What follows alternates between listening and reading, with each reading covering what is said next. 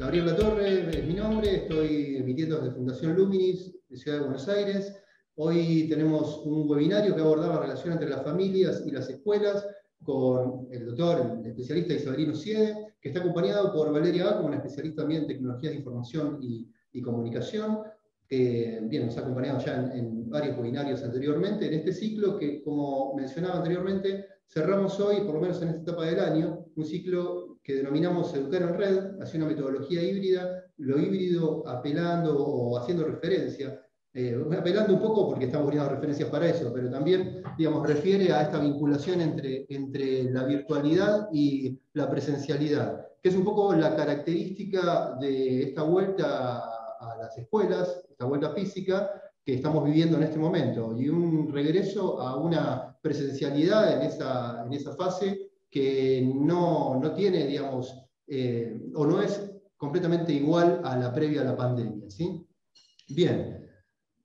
Luminis es una fundación que trabaja sobre la educación y lo que hacemos es generar este tipo de propuestas y a su vez contenidos. Uno de los contenidos es una serie de podcasts que estamos realizando que tienen por nombre Educación Hoy, en el cual el año pasado entrevistamos a varios especialistas, donde también entrevistamos a Isabelino, para que en el proceso de estar trabajando y educando en pandemia, una situación para la cual no había referencias previas, una situación excepcional, nos brindasen referencias para pensar la situación, como tomar un paso de distancia del presente y poder ver la situación para poder abordarla tal vez un poquito más armados de recursos. A raíz de todo ese ciclo, luego intentamos sistematizar esas referencias en esta propuesta de webinarios, ¿no?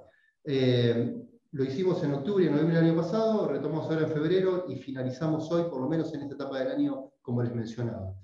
Bien, Isabelino es doctor en educación, con una vasta experiencia en lo que es el estudio y digamos, también el asesoramiento a instituciones en esta relación tan delicada de las familias y las escuelas, que se relaciona con el webinario que hicimos el jueves pasado con Gisela Schild, en relación digamos, cómo trabajar en una escuela que nos cuide más, cómo trabajar en este contexto, y eso implica también tener un cuidado en relación a las familias, ¿no? Aspectos que tienen que ver con lo vincular, con lo comunicacional, con lo pedagógico también. Y en ese punto, luego de la exposición de Isabelino, que ya está por comenzar, Valeria, en un segundo momento, nos va a brindar referencias del uso de algunos recursos digitales en función de poder facilitar ese vínculo y esa relación.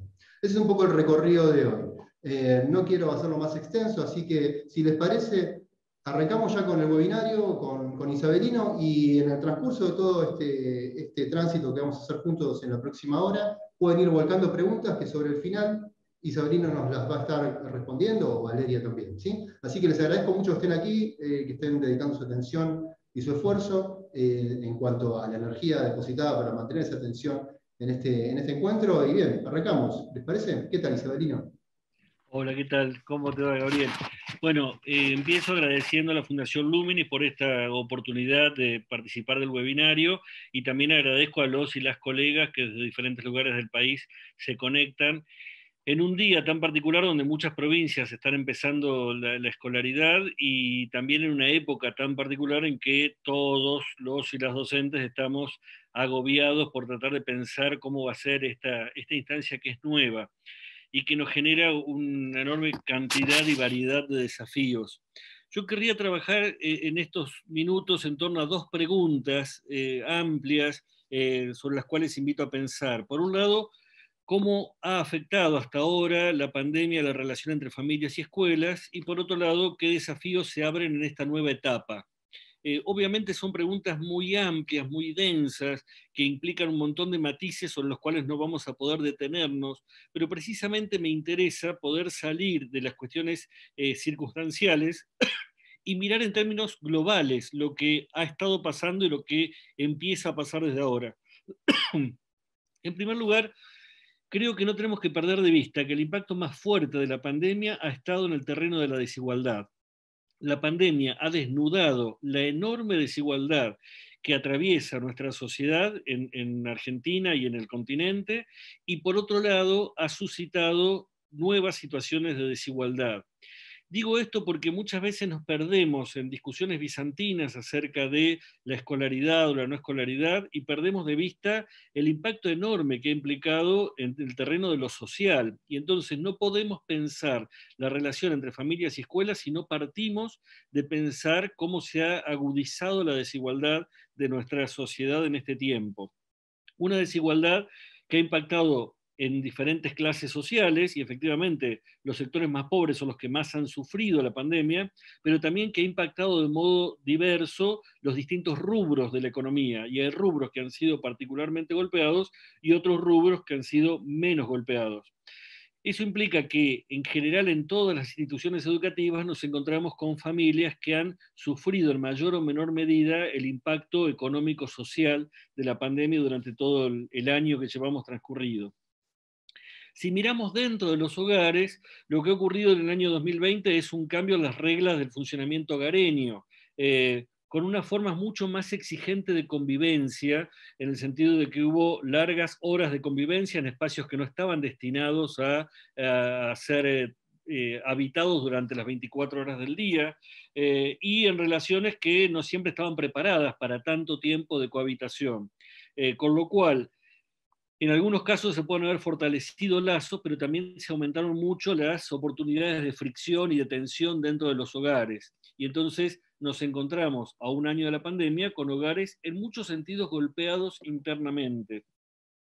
También dentro de los hogares encontramos posicionamientos subjetivos distintos. La pandemia y los cuidados relativos a la pandemia han implicado, en algunos casos, la exacerbación de ciertas expectativas de controlar todo y de higienizar permanentemente, exacerbando ciertos rasgos paranoides y hipocondríacos y obsesivos que todavía perduran, y en el lado opuesto, también el desarrollo de ciertos discursos negacionistas de todo lo que está ocurriendo y de las maneras de cuidarnos. El espectro de posicionamientos es muy amplio, pero al mismo tiempo, cada una de las familias o dentro de las familias que plantean una de estas posiciones la plantea como posición única y obvia y precisamente quiere imponerla como la posición que debería predominar. Digo esto porque esos discursos van a entrar a la escolaridad en estas próximas semanas desde diferentes vías. Y también creo que ha impactado a los grupos familiares en la disolución de las expectativas. Uno puede mirar cierto funcionamiento ordinario de los grupos familiares que podemos ubicar en el 2019 con ciertas rutinas que estaban organizadas en el tiempo del día, en el tiempo de la semana o en el tiempo del año, y esas rutinas se desarticularon durante el año 2020 y en el 2021 no vuelven al 2019 ni tampoco son las mismas que estaban la primera mitad del 2020, sino que hay rutinas nuevas que están empezando a aparecer vinculadas a este carácter de distanciamiento social y no de aislamiento, donde algunas familias vuelven a salir al terreno del trabajo fuera de la casa, pero al mismo tiempo se mantienen compromisos virtuales. También ha afectado el tiempo no solo en las rutinas ordinarias, sino en la posibilidad de prever hacia dónde estamos yendo. Quizás les ha pasado a todos el año pasado, era difícil prever si iba a haber o no vacaciones, era difícil prever si iba a poder, qué vamos a hacer el mes que viene, y ese achatamiento de la previsión temporal también nos sigue afectando ahora. Entonces suponemos que podemos volver a prever como preveíamos hasta el año 2019 y ese achatamiento todavía no se ha modificado. ¿Qué ha pasado en las escuelas en la relación con las familias? Creo que ha pasado una enorme diversidad de cosas. Y aquí me parece importante tener en cuenta que se trata de un país federal con situaciones regionales muy distintas, con parámetros normativos en cada provincia muy diferentes, con tradiciones curriculares y pedagógicas también distintas a las provincias, y eso implica que cuando uno habla de la relación entre familias y escuelas, puede estar desconociendo muchísimas situaciones particulares, porque no hay una única escuela en todo el país. No es lo mismo lo que pasa en escuelas urbanas, suburbanas, rurales, escuelas de enormes proporciones, escuelas pequeñas, diferentes niveles. Entonces, creo que es importante mantener la complejidad de esa enorme diversidad de situaciones, sobre todo para evitar algunos discursos demasiado abarcativos que plantean las familias y las escuelas han funcionado de tal manera y nunca ninguna de esas frases puede ser cierta, o también pensar respuestas que puedan ser la misma para todos, ¿no? Sobre todo creo que a veces en los análisis que circulan en las redes sociales o en los medios de comunicación predominan ciertas miradas porteñocéntricas. Pareciera que lo que ocurre en la ciudad de Buenos Aires es lo mismo que ocurre en todo el país y creo que estamos muy lejos de esa situación. Necesitamos hacer visible lo propio de cada lugar. Pero podemos pensar que en esa enorme diversidad de situaciones, lo que ha habido durante el 2020 es que hubo un esfuerzo muy grande del sistema educativo por mantener prácticas inclusivas, por llevar adelante el derecho a la educación, tratando de sostener la escolaridad, la continuidad pedagógica para toda la población escolar, pero al mismo tiempo, como toda práctica inclusiva, tenía sus costados excluyentes. Particularmente el costado excluyente es que en muchos casos las estrategias estuvieron atadas a la posibilidad de acceder a ciertos recursos tecnológicos, como tener una computadora, un celular o algún artefacto con el cual conectarse, tener conectividad, y también algunos rasgos subjetivos, como por ejemplo tener la posibilidad de acompañar los aprendizajes escolares de niños y niñas a cargo de los adultos en los hogares. Esto implicaba que la escuela podía ofrecer enseñanza, pero requería que hubiera una especie de monitor, un neosistema lancasteriano, donde el docente le enseñaba a otro adulto, que a su vez tenía que enseñarle a niños y niñas en los hogares, y esto implicaba que hubiera un adulto cuyo capital cultural coincidiera con los requisitos propios de la escolaridad, y que también tuviera cierto criterio como para tomar decisiones, para comprender una consigna, poder acompañar procesos de aprendizaje. Ese es un requisito que no estuvo presente en todos los hogares y ese es el punto donde creo que es el punto ciego en el cual buena parte de los trabajos que se hacían desde las escuelas no terminaban de tener éxito, lo cual no invalida en absoluto el sentido original de ese trabajo, sino que no siempre lograba eficacia. También ocurrió durante el 2020, y esto lo hemos vivido como problema en muchas escuelas, que la educación no siempre pudo ser prioritaria para todos los grupos familiares. En el contexto de riesgo de la manutención y el acceso a los bienes básicos para la vida cotidiana de las familias, a veces la educación no fue prioritario. Cuando hay que parar la olla, cuando hay que prevenirse del hambre o hay que cuidar la continuidad de la vivienda, muchas familias no pudieron sostener como prioridad lo educativo. Y eso creo que va a repercutir fuertemente en este año 2021. En principio también creo que hubo constataciones diversas con respecto al lugar de la escuela. Algunas voces, desde los tempranos meses del año pasado, plantearon, bueno, la escuela está obsoleta y esto está mostrando que podemos sostener la escolaridad a través de las pantallas. Yo creo que hemos constatado lo contrario. Yo creo que hemos constatado que la escuela no cabe en las pantallas. Lo que la escuela tiene para ofrecer a chicos y a chicas es un espacio de encuentro, un espacio de convivencia, un espacio de compartir y construir conocimientos con otros y con otras que no caben en las pantallas. Sí hemos visto que las pantallas pueden ser un buen complemento de la presencialidad, pero no podemos reemplazar la experiencia escolar en las pantallas. En todo caso, si hay algo que se puede reemplazar en el nivel superior, seguro que no se puede reemplazar la experiencia del nivel inicial. El nivel inicial no cabe en ninguna pantalla, no se puede reemplazar el primer ciclo de la escuela primaria y es bastante poco lo que se puede reemplazar en el segundo ciclo de la primaria o en el nivel secundario. En todo caso, sí hemos visto que la virtualidad nos ofrece herramientas que complementan adecuadamente ese espacio presencial. Y hemos visto también que a través de las pantallas ha habido aprendizajes puntuales muy ricos, pero no se ha replicado el conjunto de la experiencia formativa de la escuela. Cuando empezamos el año 2021, creo yo que nos queda claro de la experiencia del año pasado que hay tres convicciones fuertes que tienen que estar presentes en este pasaje y que es muy difícil de articular. Yo creo que lo más difícil que tenemos como desafío es articular, por un lado, la convicción fuerte en que seguimos defendiendo el derecho a la educación.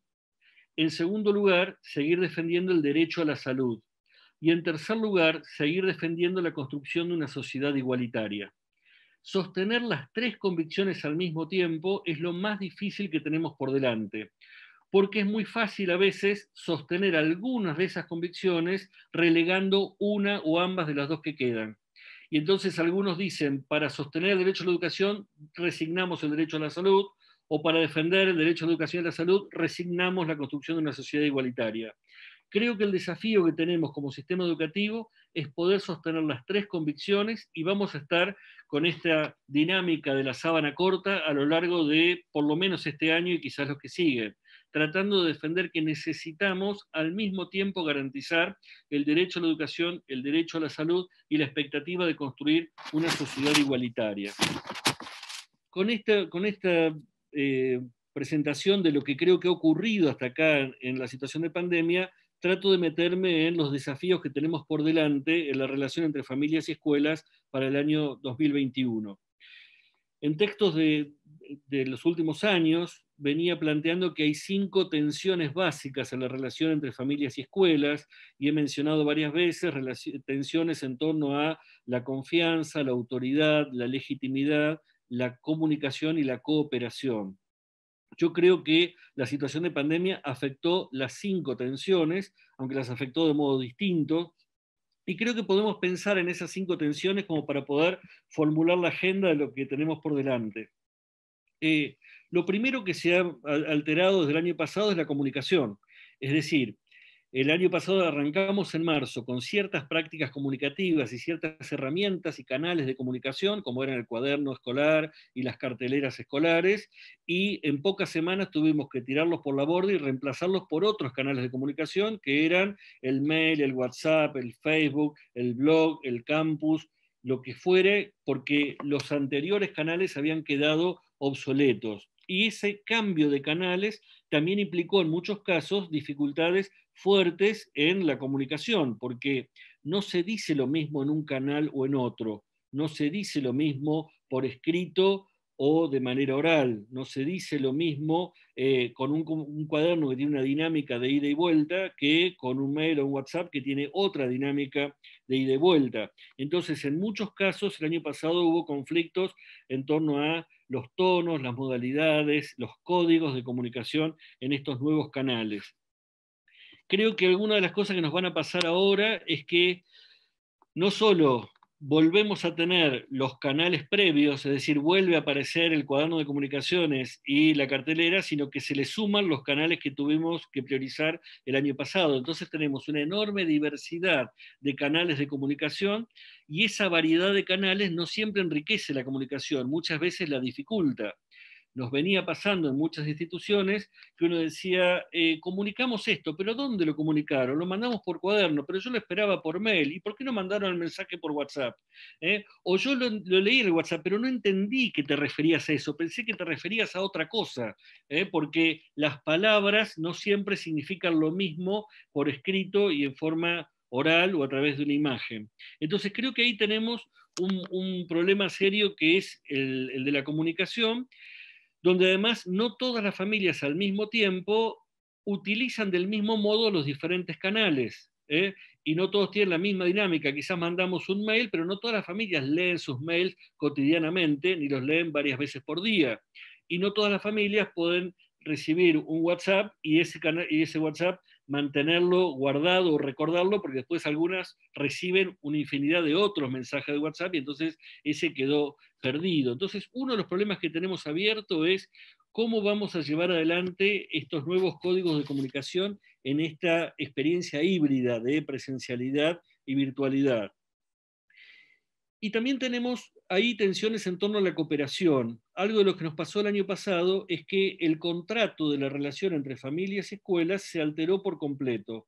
Habitualmente, entre las escuelas y las familias hay un contrato en el sentido de que la escuela espera de las familias algunas cosas y las familias esperan de la escuela otras cosas. Y parte de la comunicación es clarificar ese contrato, que sobre todo se hace visible cuando se quiebra, cuando se rompe. Cuando alguien dice, yo pensé que ustedes iban a, no, pero yo no entendí que ustedes esperaban eso, sino que yo creí que esperaban esto otro. Cuando se quiebra el contrato se hace visible que había expectativas recíprocas que no fueron satisfechas. Lo que tuvimos que hacer el año pasado es el contrato que habitualmente teníamos entre familias y escuelas, cambiarlo radicalmente, porque efectivamente las tareas que tenía que hacer cada uno eran distintas. lo decía recién, tuvimos que meternos en una lógica neo-lancasteriana en la cual ya no se trata de que la escuela enseña y la familia acompaña, sino que el año pasado la escuela indicaba a la familia qué cosas quería que se enseñaran y cómo enseñarlas y cómo después recuperarlas en el ámbito de la escuela. También eso afectó la comunicación, porque hasta el año 2019 muchas veces nos pasaba en entrevistas o en reuniones con familias que teníamos que contarles desde la escuela: miren, sus hijos tienen tal vínculo con el conocimiento, sus hijos tienen tal vínculo con la tarea escolar, tienen tales dificultades, tales méritos, tales problemas, y entonces les pedimos que nos acompañen de tal modo. En el 2020 ocurrió al revés. Eran las familias las que les contaban a la escuela: mi hijo tiene tal vínculo con el conocimiento, mi hijo tiene tal problema con la tarea, mi hijo se resiste a realizar tal tipo de tarea, y entonces las familias le pedían a la escuela que le enseñaran cómo acompañar la escolaridad de sus hijos. Y esto nos vuelve a generar esta dislocación de contratos para el 2021, donde tenemos que volver a pensar que el contrato no es el del año pasado, ni tampoco es el del 2019, es un contrato nuevo, que tiene algunas características. Por un lado, es un contrato que es diferente de los anteriores. Por otro lado, es un contrato que es necesariamente provisorio. Ninguno de nosotros o de nosotras sabe cómo va a seguir el año. Sabemos en qué condiciones más o menos estamos ahora. Estamos tratando de ver en qué condiciones estamos como para arrancar el año. Pero no podemos decir de acá 2 meses, de acá 3 meses o de acá a fin de año las cosas van a ser de esta manera. Porque el escenario externo a la escuela y que no responde a nuestras definiciones cambia de manera acelerada. Entonces, tenemos que establecer contratos al mismo tiempo nuevos, claros y provisorios. Y construir esa provisoriedad es muy difícil en escuelas que estaban acostumbradas a contratos tradicionales, donde siempre se ocupaban de ciertas tareas y las familias de otras, y donde lo que había que hacer era acostumbrarnos a pensar que podía haber alguna variación, y ahora tenemos que acostumbrarnos a que lo raro va a ser la continuidad. Vamos a estar cambiando de contrato y ajustándolo permanentemente. En estas semanas en que acá en la ciudad de Buenos Aires empezaron las clases, tuve posibilidad de hablar con gente que manda hijos e hijas a diferentes escuelas, y los contratos de todas las escuelas son distintos, todos distintos. Algunos mandan, dice: mi hijo tiene escolaridad completa, pero una semana va a la mañana y otra va a la tarde. Otro dice: no, yo voy siempre a la mañana y a la tarde tengo virtualidad. Otro dice: no, los míos van lunes, miércoles y viernes, y hay otro grupo que va martes y jueves. Los contratos que se han armado son todos distintos. ¿Serán sostenibles en el tiempo? No lo sabemos. No lo sabemos porque nos puede pasar que de acá a un tiempo o bien los docentes y las docentes no puedan sostener esos contratos, sobre todo en las organizaciones que son muy exigentes, o bien que los grupos familiares digan: por favor, corten esto porque no lo podemos sostener. Suelen ser contratos que, en función de garantizar el derecho a la educación, implican exigencias muy fuertes para uno de los dos polos o para ambos. Y entonces creo que vamos a tener que, en este tiempo, recuperar esos recorridos diversos y acompasar ritmos disímiles, tratando de pensar: gente, estamos construyendo este contrato por ahora, esta semana va a ser así, la semana que viene va a ser así, y les pedimos paciencia porque vamos a seguir estableciendo contratos cada vez. Y ahí es donde se relaciona esto con otra de las tensiones, que es en torno a la confianza. La confianza alude a la integridad ética de la otra parte y a la idea de que el otro está poniendo lo mejor de sí en llevar adelante esta tarea. La confianza no es algo que viene dado, sino que es algo que se construye, y se construye básicamente a partir del conocimiento. Es decir, confiamos en alguien a partir de que lo conocemos. Por eso me parece que es engañoso cuando la escuela les pide a las familias que confíen ciegamente desde el primer día.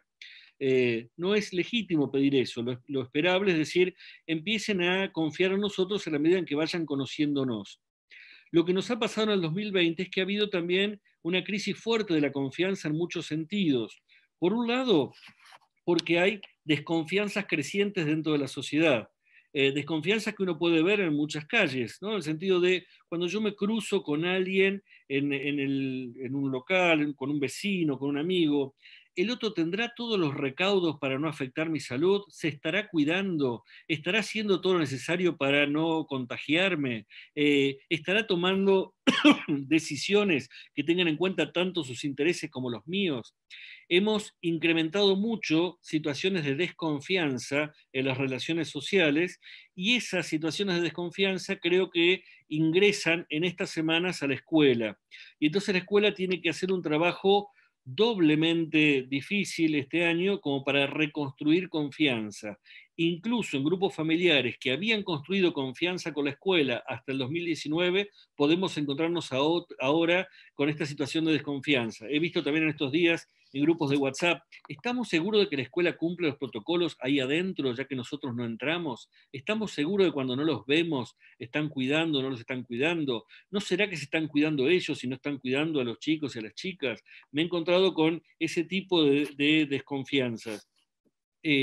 Digo, necesitamos salir de ese miedo a la pérdida, el miedo al ataque, que está fuertemente sembrando desconfianza entre familias, entre colegas dentro de la escuela y entre escuela y familias para poder reconstruir confianza, que va a ser un trabajo por lo menos de todo el año.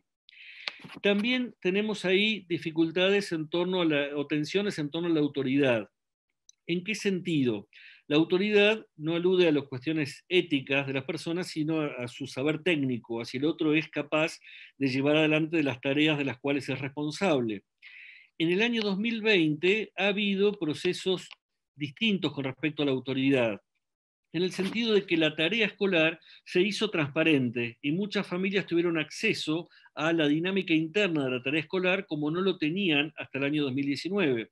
Y entonces, cuestiones que antes estaban en el cuaderno de clases y una familia podía decir, por lo que aparece en el cuaderno yo supongo que han trabajado de cierta manera, ahora quedaron mucho más evidentes porque las tareas llegaban con explicaciones y porque en el Zoom o en las modalidades de educación virtual, las familias podían ver qué enseñaban y cómo enseñaban los y las docentes de los chicos y chicas que tenían a cargo. Y eso implica que en algunos casos hay gente que construyó más autoridad, en el sentido de que muchas familias dijeron, qué maravilloso cómo trabajan estos docentes, qué interesante la manera que tienen de enseñar y qué interesante lo que proponen como contenido. Pero al mismo tiempo hubo un montón de familias que decían, ¿y para qué le enseñan esto? ¿Y por qué lo enseñan de ese modo? ¿Y por qué no lo hacen de otra manera? Es decir, empezó a haber un cuestionamiento a la autoridad de docentes y directivos al visibilizarse qué se enseñaba y cómo se enseñaba. Esto que ocurrió durante todo el 2020, este año seguramente ha generado un empoderamiento de las familias porque a la hora de volver a una modalidad híbrida, ocurre que las escuelas tienen que volver a definir qué es prioritario y qué no. Y decir, bueno, a ver, el año pasado tuvimos una modalidad muy particular, tenemos que decir qué es prioritario enseñar y cómo lo vamos a hacer. Pero del otro lado hay familias que van a decir, ¿y por qué les parece que eso es prioritario y no lo otro? ¿Y por qué eso tiene tanta importancia y no esto otro? Ahí es donde creo que tenemos que hacer un trabajo dentro de los equipos docentes para ver ese cuestionamiento no como una corrosión de la autoridad, sino como una oportunidad para autorizarnos. En el sentido de que cuando alguien pregunta por qué eso es importante o por qué eso no es importante, también nos está dando la posibilidad de generar una respuesta y de explicar por qué valoramos lo que valoramos.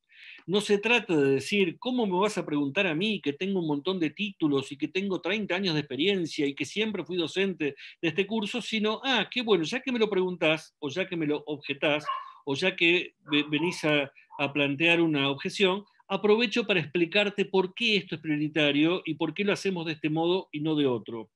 Y eso es lo que nos da oportunidades de construir autoridad. Es cierto que también nos aumenta la tarea.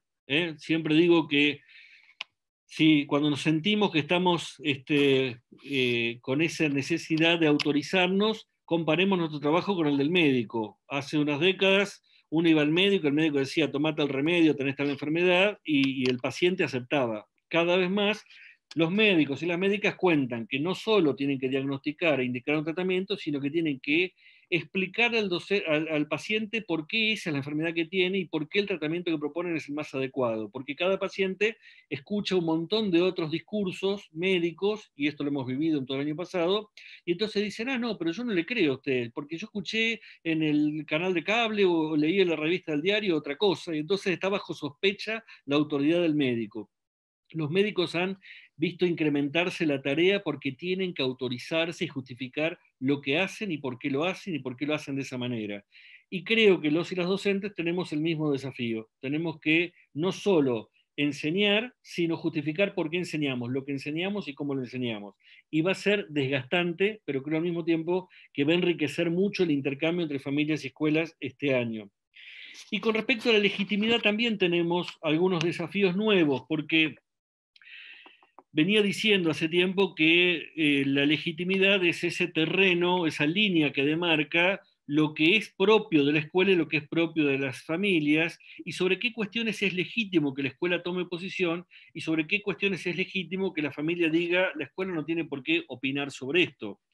Desde la transición democrática veníamos viendo que había un corrimiento de legitimidades por el cual los grupos familiares reclamaban que la escuela no se meta con juicios evaluativos acerca de lo que ocurre en el ámbito doméstico. Históricamente, la escuela decía cómo debe ser un varón, cómo debe ser una mujer, cómo es una familia bien constituida, y establecía un montón de parámetros morales que desde la transición democrática han sido cuestionados porque las familias dicen yo tengo derecho a tener mis propios criterios de búsqueda de la felicidad. Y eso ha sido una conquista enorme en la relación entre familias y escuelas y ha implicado también un reposicionamiento de la escuela estableciendo la defensa de los derechos humanos y los derechos de niños, niñas y adolescentes, pero al mismo tiempo dejando que haya una enorme variedad de posicionamientos sobre los modos de buscar felicidad en el ámbito doméstico. Lo que nos ocurre a partir de la pandemia es que esos criterios que eran propios de la legitimidad doméstica también han sido cuestionados desde el punto de vista sanitario, en el sentido de que nos encontramos ahora con muchas familias que dicen, ah, bueno, pero yo tengo mi propio criterio acerca de la vacuna, acerca del barbijo, acerca del lavado de manos, déjame ser como soy, cada uno piensa como quiere, y la escuela tiene que correr de vuelta a la línea diciendo, no, momento, hay ciertas cuestiones sanitarias sobre las cuales tenemos que construir consensos, y hay ciertas cuestiones sanitarias sobre las cuales hay normativa expresa. Y esto implica también, por ejemplo, una tendencia a volver a valorizar ciertas prácticas de la escuela tradicional. La escuela tradicional era una escuela en la cual había bancos rígidos, donde cada chico no se acercaba al frente, cada uno miraba la nuca del compañero, y lo que estamos viendo en muchas experiencias de presencialidad en las escuelas es que nuevamente se pide a los chicos que estén sentados en el banco, que mantengan 1,5 metros de distancia, que no se acerquen al docente. Y en ese punto podemos estar viviendo en la relación entre familias y escuelas una pérdida de cierta conquista en torno a la legitimidad, cuando en realidad creo yo que es poder rearticular esa línea demarcatoria como para poder dar cabida a parámetros de cuidado, por lo menos mientras sea todavía muy riesgoso el contagio y mientras nos veamos todavía necesitados de mantener el distanciamiento social. Digámoslo en términos también de valores, hay una oposición fuerte entre libertad y salud. ¿Cuán libres podemos ser si nuestra libertad afecta a la salud de terceros? ¿O cuánto podemos defender la salud si la salud implica recortar algo de las libertades del otro? Así como en las últimas décadas veníamos teniendo un debate ético-político entre la libertad y la seguridad, cuánta libertad estamos dispuestos a resignar para tener más seguridad y cuánta seguridad estamos dispuestos a resignar para tener más libertad. En el último año ese debate se ha dado fuertemente entre libertad y salud. Y la escuela es uno de los lugares donde aparece esa tensión y la vamos a estar atravesando en este año 2021. También es cierto ahí que no todo se puede traducir en protocolos. La palabra protocolo es una palabra que ahora aparece cotidianamente en las escuelas y si nosotros escarbamos un poquito hacia atrás, había aparecido hace no muchos años sobre todo en relación con situaciones de violencia, de abuso, de maltrato, y entonces había protocolos para proteger a niños y niñas de ciertas situaciones puntuales. Ahora hay protocolos para lo que venga, hay protocolos de todo tipo y pareciera que todo se resuelve con protocolos. Y a mí me parece importante que recuperemos la idea de que el protocolo sirve para algunas cuestiones y no para todas. El protocolo es básicamente una serie de pasos concretos a seguir para situaciones puntuales. Y entonces el protocolo dice, si sucede la situación A, usted tiene que realizar la acción B. Eso exculpa de responsabilidades a la gente porque dice, no, yo estoy cumpliendo un protocolo, punto. Pero la escuela no puede reducirse a protocolos. Hay un montón de situaciones que quedan por fuera de los protocolos, donde en realidad lo que tenemos que tener son criterios como para poder leer lo que pasa y tomar decisiones con una mirada pedagógica. Entonces, me parece importante incluir los protocolos necesarios, pero no dejar protocolizar todo lo que ocurre dentro de la escuela, sino que tengamos todavía abierta una mirada como para decir, acá tenemos un criterio para tener en cuenta, pero vamos evaluando contextos particulares. Espero que esto sea claro. Cierro entonces porque sé que el tiempo es tirano y no quisiera extenderme mucho más.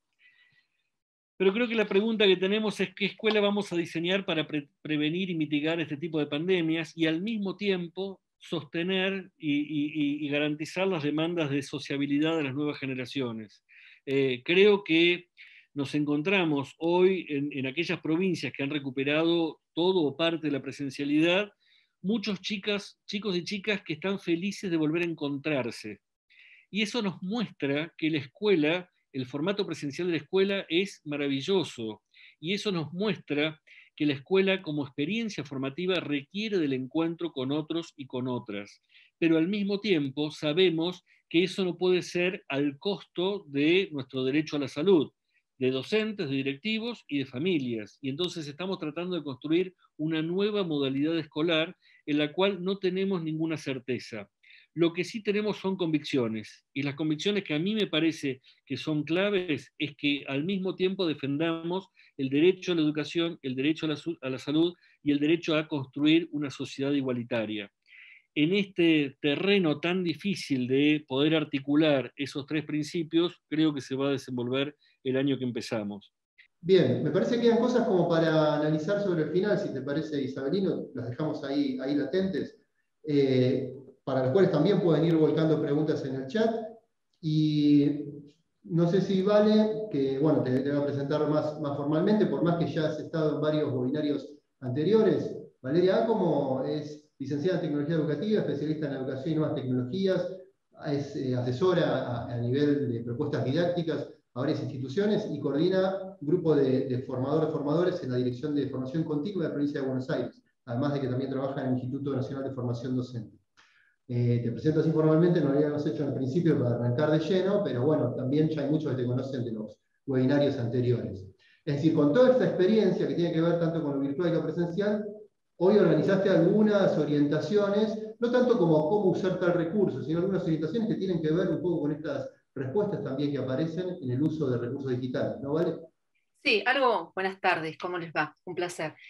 Un poco sí, hacer foco en una herramienta posible, porque también es interesante poder llevarse un instrumento, pero escuchando a Isabelino, con lo que poníamos en común también, y esto que sale, ¿no? Estamos abrumados y que sale con cada equipo docente, con los equipos directivos, familias, docentes y alumnos, abrumados por la cantidad de información y la diversidad de medios. Porque si bien los chicos interactuaban con muchos medios, pero no era lo escolar lo que transitaba más, tampoco con esa diversidad de medios, y sin un espacio físico, material que, como dijo Isabelino, los chicos desean, y veíamos hoy las caritas de tantos chicos felices de volver a la escolaridad y las familias, con todos los desafíos que implica. Hay algo que sabemos, como dijo Isabelino, y yo, esto, nunca, no hay recetas no tenemos, no lo hemos vivido, sí hay tips y cuestiones que creemos, sugerencias, que también en base a experiencia en otros, en lo que es trayectoria de tecnología educativa, podemos hacer algunos aportes. Sabemos, a ver, hay algo que quiero poner en común con ustedes, gracias Gaby, porque yo no veía las estadísticas. El WhatsApp es lo que más transita como medios, ¿sí? El WhatsApp es como que está a la mano, estaba al alcance de todo el mundo, ¿sí? Ahora, estábamos a la distancia, no estábamos juntos, ¿sí? Ni siquiera en un instante no nos podíamos encontrar. Ahora es otro panorama. Ahora va a haber instancias, de hecho ya las hay, en la institución donde se pueda reponer la palabra en el ámbito físico, ¿sí? Porque no es solo que transitaba el WhatsApp, ¿sí? Transitan muchos medios, porque también estaba el mail, diversidad de medios, ¿no? Entonces, ¿qué sucede con el WhatsApp? Y aún así usando solamente el WhatsApp. Es uno de los medios que, como está tan a la mano, puede resultar el más invasivo. Suele tener poco límite de horario, ¿sí? Si bien llega, responde más a la instantaneidad, ¿sí? O sea, implica mayormente que yo recibo y me incita, si tengo, y también toda la ansiedad que se genera en un responder tanto a mí como al destinatario. La propuesta para compartirles es poder organizar la comunicación desde nosotros, desde la institución hacia las familias, ¿sí? De modo de organizar la agenda nuestra y también de ellos, ¿sí? De limitar de alguna forma, pero para posibilitar, un límite que posibilite otro tipo de comunicación. Ahora que vamos a tener algunos espacios presenciales. ¿Y cómo hacemos puente en esa comunicación entre lo que sucede entonces, en el encuentro con ese grupo de alumnos y de familias eventualmente, en lo físico y desde lo virtual?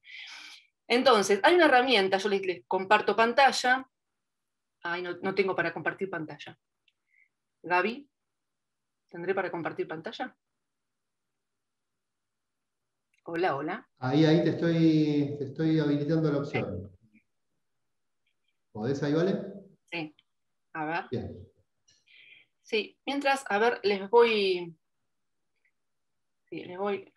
muestro. Yo pensaba hoy, y tuve un encuentro con docentes esta mañana también, con otro equipo y equipos directivos, y uno sigue pensando, ¿no? También en torno a esto, a los distintos caminos. Si yo, a ver, esto sí lo puedo, presento. Si yo puedo establecer también un diálogo con las familias, ¿sí? De buscar representaciones de cómo hemos vivido el 2020, estas son algunas imagencitas, ¿no? Pueden ser otras, pero si estas imagencitas a mí me pueden ayudar a interpelarnos todos también, cómo hemos vivido el 2020, y no solo, digo, todos los actores, ¿no? Los diálogos que se han dado a través de los celulares, que posibilitaron, pero también, bueno, pueden obturar cuando es en demasía. El ojo que no para de ver, el ojo que no para de ver a cualquier hora del día y de la noche, de tener pantalla frente a sí. Un alumno también agobiado por las comunicaciones. Una mamá o docente, las dos cosas, ¿sí? Agobiada también, cansada. Bueno, multifacética la mujer, el varón, ¿sí? Todos, con diversidad de medios. Si nos puede ayudar para esto, para llegar a la familia, decir, bueno, ahora familia podemos organizar la comunicación, lo pensamos de este modo y vamos a probar, y vuelvo a lo que dijo Isabelino, y vamos a ensayar, vamos a ir por este lado. Yo les ofrezco una herramienta diferente a lo que es WhatsApp y otro tipo de aplicaciones que seguramente pueden conocer, esperen que se me va, que son los grupos de Google, ¿sí? Los grupos de Google, que a lo mejor, como repito, lo pueden conocer, sí, limita ¿a qué? A que uno cuando los crea tiene que tener una cuenta de Gmail, de Google, ¿sí? O también las de Yahoo, Hotmail, también pueden ser convertidas a Google hoy en día. Esto que voy a mostrar, cuando me deriva, esta es la dirección, que después también se las copiamos y va a quedar aquí, a mí me lleva a una de las aplicaciones de Google que me permite esto, armar un grupo con cuentas de mail, pero no necesariamente de Google, no necesariamente de Gmail, con cualquier tipo de cuenta. Quien recibe puede tener otro tipo de servidor, de dominio, ¿sí? Muestro cómo sería desde cualquier Gmail. Yo puedo tener diversidad. ¿Y esto qué hace? Que yo tenga una sola dirección, como si yo me escribo a mi mail que es Valeria, como una sola dirección y llega a las máximo 250 personas, puedo poner en un grupo. ¿Sí? Pero ¿qué podría ser? Grupos de docentes, grupos de familias, ¿sí? de un ciclo, de un año, los agrupamientos que ustedes consideren, de burbujas. Entonces, yo puedo crear un grupo de manera muy sencilla, poniéndole un nombre, por ejemplo, digo, cuarto año, no puede ser la ñ, ¿sí? O comunicaciones, cuarto año, ¿sí? Automáticamente esta dirección, @Google Groups, es la cuenta del grupo, donde yo voy a asociar a esas personas. Y escribiendo un mensaje a esa única dirección, va a llegar a todas las personas. ¿Qué limitante puedo poner? que sea solamente para que reciban y que no puedan responder ahí, pero podría habilitar la palabra de otro modo, ¿sí? Podrá ser de difusión y podrá ser también de respuesta cuando necesitemos, porque yo puedo, si ustedes, ahora no tenemos el tiempo de explayarnos, pero si conocemos también los formularios de Google, yo puedo habilitar un espacio de devolución, de retroalimentación de la familia a través de esa comunicación que envío, ¿sí? O sea, no es que estoy cerrando el diálogo, lo estoy organizando, ¿sí? Estoy organizando la comunicación. Digo, aquí pondría comunicaciones, la descripción, pero esto es para cuando ingresen y vean el nombre, comunicaciones de cuarto año, o iniciar la salita, bueno, año, acá sí, con ñ. Siguiente, les quiero mostrar esto. ¿Quiénes pueden buscar? Solamente los miembros, no quiero que cualquier usuario. Acá esto es muy importante tecnológicamente, ¿sí? Y ciudadanamente, o sea, ejercer ciudadanía digital hoy en día implica leer todas las pantallas, ¿sí? Acá estoy viendo qué permisos otorgo y qué permisos no. ¿Quiénes van a poder unirse? Son los quienes yo invite. Hay otras opciones, lo voy a dejar así. ¿Quiénes pueden ver las conversaciones? Todos los miembros, porque las familias, en este caso si lo pienso para las familias, van a ser miembros. ¿Quiénes pueden publicar? Acá determino.